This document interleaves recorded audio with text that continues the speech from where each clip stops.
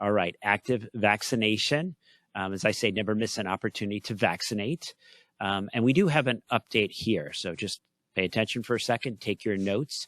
And this is this concept of fully vaccinated versus up to date. And the current, if you are up to date with your vaccines, if you have completed your primary series, but you're not eligible for a booster, well, seems like everyone is. You have received one booster, but so far are not recommended to get a second booster, or you've received one booster but are not eligible for a second booster, kind of those tying together. But this is, I think, the sort of interpret this for people. Everyone over the age of 50, it's now recommended that you get your fourth shot. So if you do not get that fourth shot, you are not considered up to date, and you are again subject to quarantine. Not getting it. Not getting it. I know Vincent's shaking his head, but when this drops, I will have gotten my fourth shot. So, I'm telling you what the recommendations are. But, and I will put in a note here. I think this is really important. We hopefully do, well, I think we do a good job. We try to discuss the science around vaccinations. We try to discuss the timing of, second, third, maybe fourth shots for different populations. But one thing I just want to sort of be really clear on, physicians are united in our endorsement of vaccines.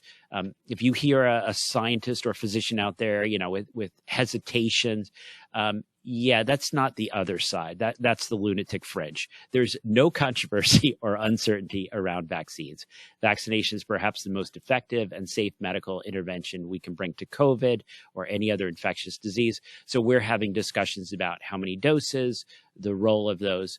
But there was a really nice Nature article. I think Amy sent it my way. Communicating doctors' consensus persistently increases COVID-19 vaccination. So enough to detect does not mean enough to infect with antigen tests. And a negative test after day 5 does not necessarily mean a negative viral culture.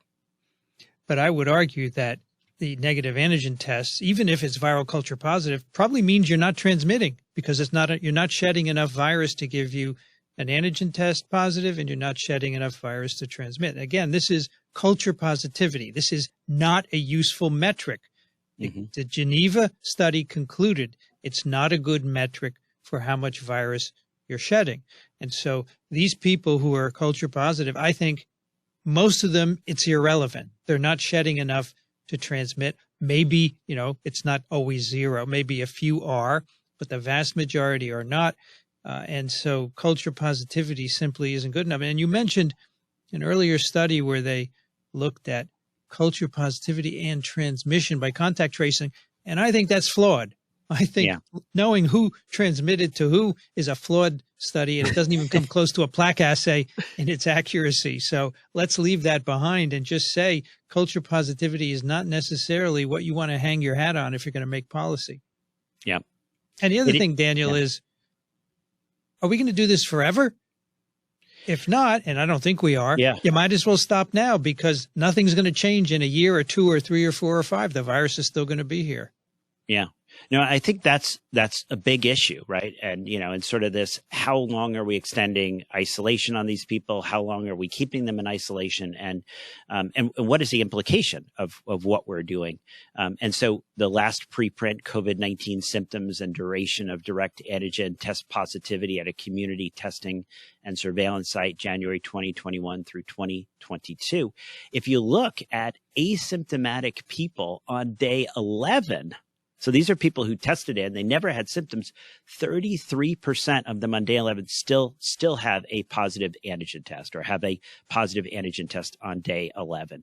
Should 1/3 of these people be, continued in their lockup until 13 and 14? I mean, that's sort of the, where's the science here? What's the public health implications? So hopefully, all these links will be shared in our show notes so people can sort of see why this is not so straightforward.